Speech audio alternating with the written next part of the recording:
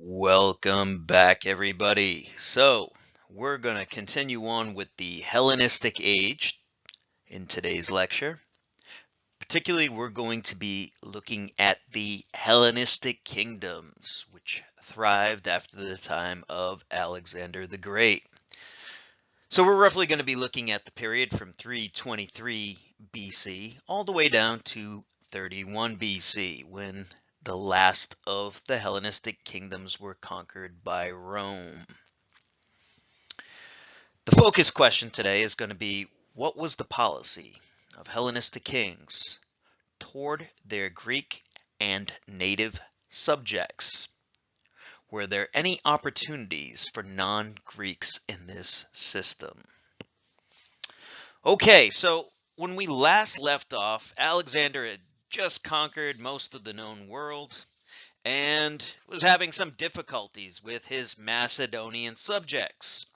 Well, this ultimately proved to be a moot point because Alexander the Great died in 323 at just the age of 33 years old. The circumstances of his death, once again, we're not 100% sure. Could have been malaria, could have been drinking, and some people even think he may have been poisoned. Once again, whatever the ultimate cause need not concern us here. But what should concern us is the fact that he didn't have a clear successor. He had an infant child on the way and a mentally defective brother, neither of which were in any position to succeed him. So, sensing that he was about to die, his generals had reportedly gathered round his body and asked Alexander, who should lead us? Who do you want to succeed you? And supposedly Alexander's last words were, the strongest. And this sent off a round of bloody battles among his top generals to see who would succeed him, supposedly fulfilling Alexander's prophecy that they would play funeral games over his body. Well, this War of the Successors featured several of Alexander's top generals, and they went on for about 50 years before the dust finally settled, and even then, these kingdoms that were founded continued to fight each other. Okay. Ultimately, 3 or 4 polities emerged from the struggle. And we'll start with some of the lesser ones. So, up in Macedon, a dynasty called the Antigonids was founded by one of Alexander's generals called Antigonus, but it was a lesser power and one that won't really concern us here very much today. In addition to this were several Greek leagues. We won't get into the details of the composition of these leagues, but these leagues and the Macedonians basically battled over mainland Greece. The Greeks trying to maintain a semblance of independence, the Macedonians trying to conquer them. What really concerns us are the 2 large kingdoms that emerged. I'll talk about Ptolemaic Egypt first. Ptolemy was one of Alexander's generals, and he carved out a kingdom or an empire for himself in what had been Egypt and then some, and you can see that in orange here. The largest of the successor kingdoms, though, was the Seleucid kingdom, and that comprised much of the Persian heartland. It included Bactria, which we had said was Afghanistan, Persia, Mesopotamia, and even most of Asia Minor. So it was the largest of the 3. Now, I should mention the leadership in Greek culture is going to pass out of Greece. And it's actually going to be in these two big kingdoms that the leadership of Greek culture is going to emerge. So, well, as we often do, we'll start with economics because economics lays so much of the foundation. These kings, Ptolemy and Seleucus, inherited vast amounts of land and therefore vast amounts of wealth. Some of the most productive lands on earth fell into the laps of these two kings. And so in these kingdoms, just like anywhere else in the ancient world, when you think wealth, you should think land, especially these incredibly rich river valley civilizations.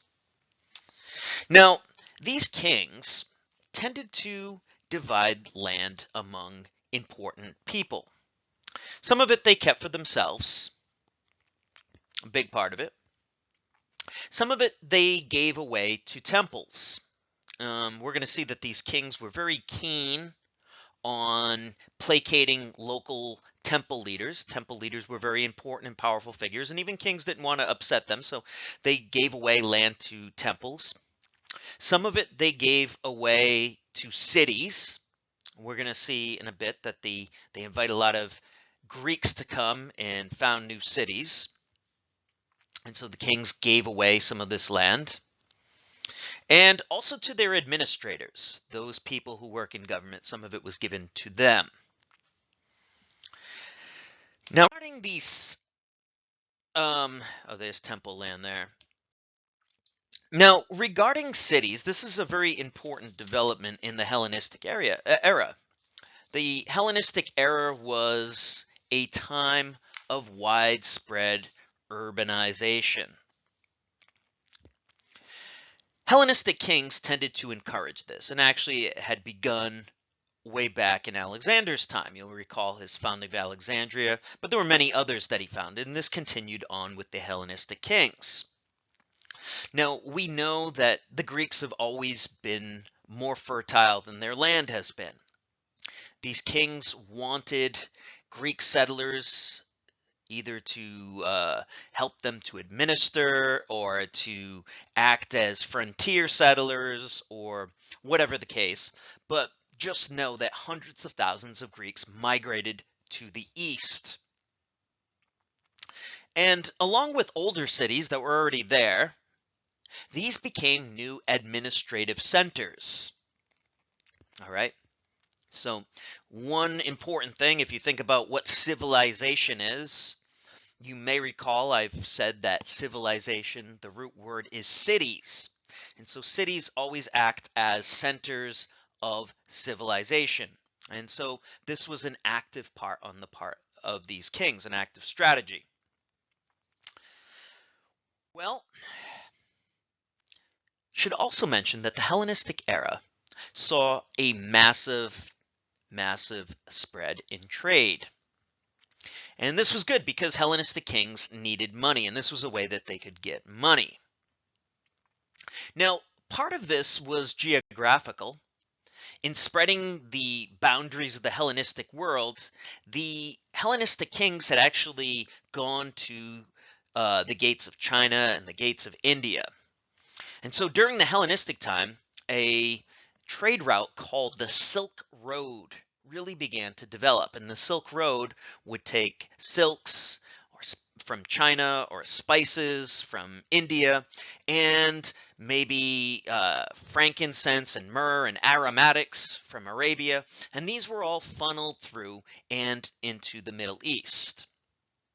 So international trade became much more important. But local trade was also very important. I mentioned the founding of these new cities.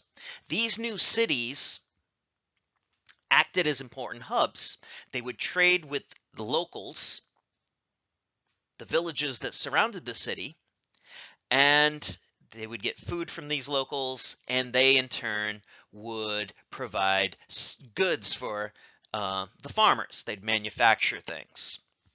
Now, an important part about the Hellenistic era is the monetization of the economy. Prior to this time, money hadn't really been used as extensively as it could have been. Now, part of this goes back to Alexander. Alexander, I mentioned, came upon Darius's stash of gold, 40,000 talents, $4 billion. Alexander naturally couldn't keep all that because, well, he needed to pay his soldiers. And so he minted much of this gold to pay off of his soldiers. Now, true or false? Soldiers are really good at saving money. If you guessed false, you're correct. These soldiers needed to buy things, and so they spent money, and so this money got it out into the economy. Now, an important difference is that the Hellenistic kings taxed people in money terms. So in other words, if you rented land or owned land, you needed to pay a tax to the king, but this would be collected in money. And the big reason for this is because these Hellenistic kings needed to pay their own soldiers. And so they tended to tax in money. And so this is part of the monetization of the economy. Okay. Well, I want to talk a little about something called Hellenization. And we've been bandying this term about, but I want to break this down. I can't remember, but in an earlier lecture, I might have mentioned that the Greeks called themselves Hellenes. They didn't call themselves Greeks. And that was supposedly because they all descended from a mythical man named Hellen. Now, if we talk about Greek civilization, we call it Hellenic. That's the adjectival form. But this period is called the Hellenistic. And this istic that we add at the end is actually quite important because what it means is it means Greek-like. This is something that archaeologists and art historians and regular historians have applied to this era. Hellenistic, Greek-like. Well, why is it only Greek-like? Well, it's Greek-like because it's not just pure Greek anymore.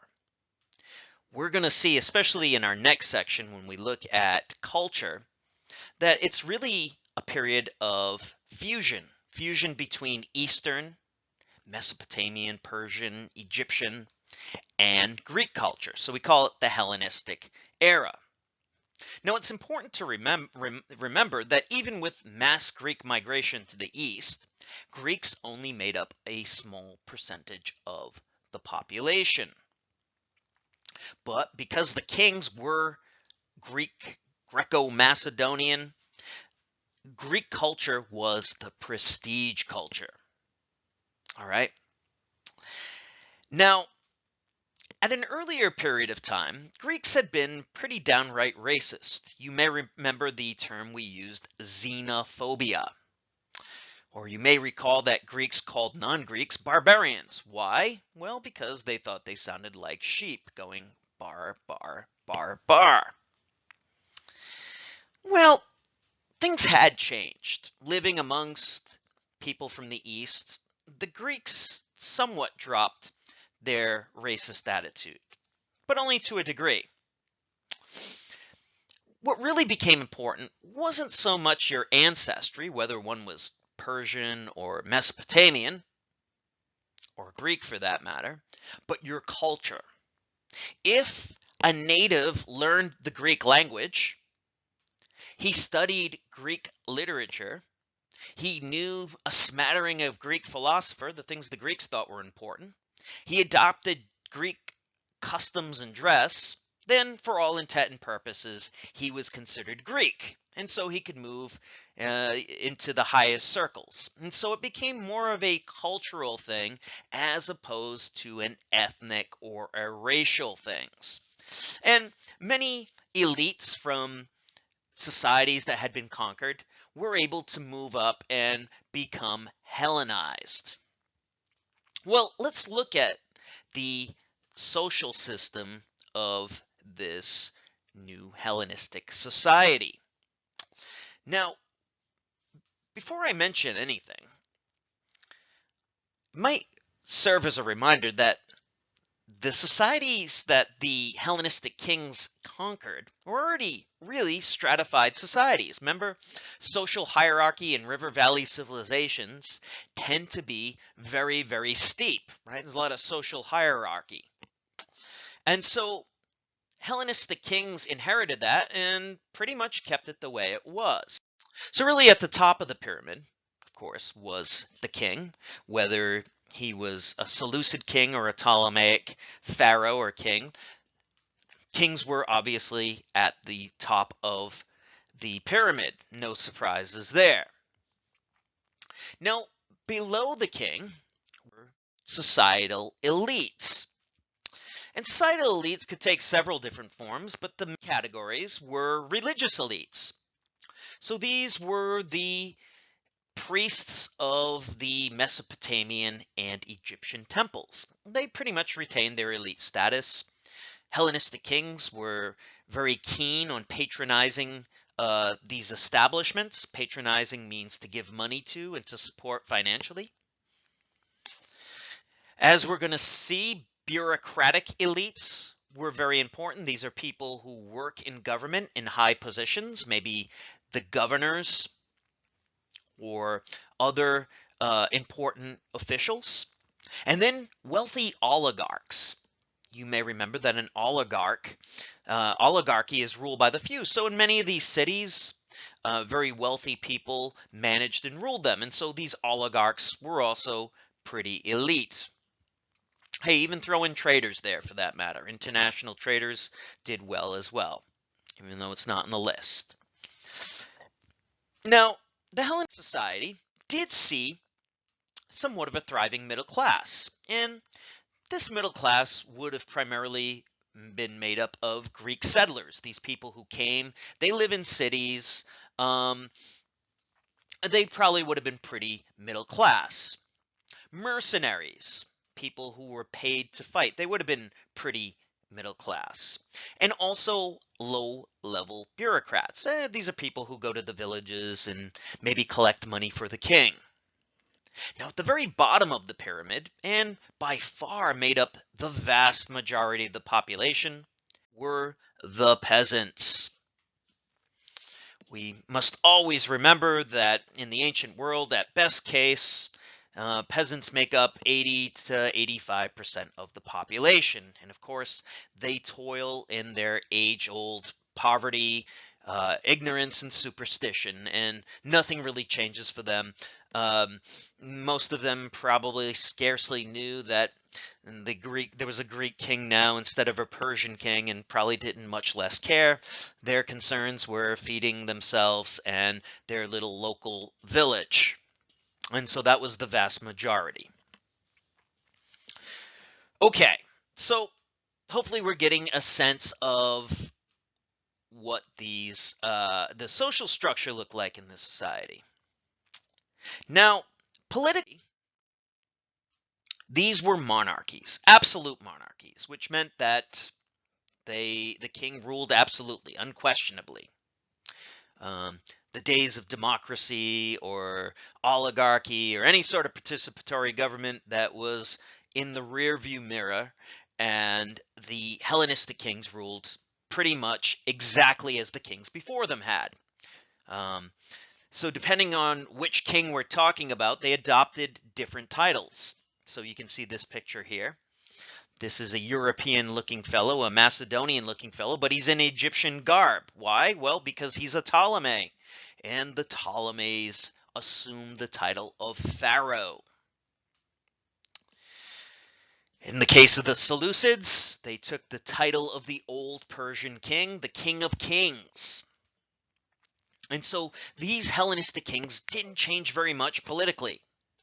Pretty much just adopted the manners and methods of those who came before them. I should mention that many of these kings promoted ruler cults. In other words, they actively sought to instill the worship of them among their subjects. We saw that Alexander got a little bit of pushback on that from his subjects. Alexander had kind of done the same thing. You remember the son of Ammon.